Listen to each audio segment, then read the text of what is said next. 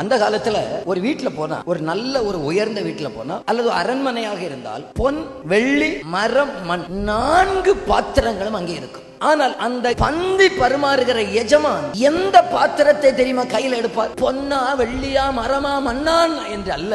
எந்த பாத்திரம் சுத்தமாக இருக்கிறதோ அந்த பாத்திரத்தை தான் எஜமான் கையில் எடுக்கிறவராக இருக்கு. அழுக்கு பாத்திரமாக இருக்கலாம், தங்கத்திலானது பொன் பாத்திரம், எஜமான் தொடவே மாட்டார். தூய்மையாக்கப்பட்டது மண்ணாக இருக்கலாம், எஜமான் அதைத்தான் கையில் எடுப்பார். இங்கே பவுல் என்ன தெரியுமா சொல்லுகிறார்? பொன், வெள்ளி, மரம், மண் இருக்கிற அடுத்ததா சொல்றார், பரிசுத்தமாக்கப்பட்டதுதான் எந்த நற்கிரியம் செய்வதற்கு ஆயத்தமாக்கப்பட்டது. நான் பொன்னை போல நல்லா படிச்சிருக்கலாம், எனக்கு சொத்து இருக்கலாம், பட்டம் இருக்கலாம், பதவி இருக்கலாம், பொறுப்பு இருக்கலாம், அங்கீகாரம் இருக்கலாம், என்ன இருந்தும் பரிசுத்தம் இல்லாமல் இருப்போமே ஆனால் என் கர்த்தர் நம்மை பயன்படுத்த முடியாது. எல்லாம் இருக்கலாங்க, எனக்கு நல்ல உயர்ந்த பதவி இருக்கலாம், கமிட்டியில நீங்க அங்கத்தினரா இருக்கலாம், சண்டே ஸ்கூல்ல பொறுப்பு இருக்கலாம், மாவட்டத்தில் உங்களுக்கு பொறுப்பு இருக்கலாம், நல்ல பதவி இருக்கலாம், நல்ல உயர்ந்த அந்தஸ்து இருக்கலாம், என்னன்னாலும் வச்சுக்கோங்க. இது ஒண்ணு நம்ம பரலோகத்துல ஒன்னும் ஜீவகிரீடத்தை தருகிற பொறுப்பு கிடையாது. என்ன பொறுப்பு இருந்தாலும் பரிசுத்தம் மட்டும் நமக்கு இல்லாவிட்டா துணிகரமாக பாவத்தில் இருப்போமே ஆனால் என் தெய்வம் பொன்னா இருந்தாலும் சரி தூக்கி போட்டுக்கிட்டு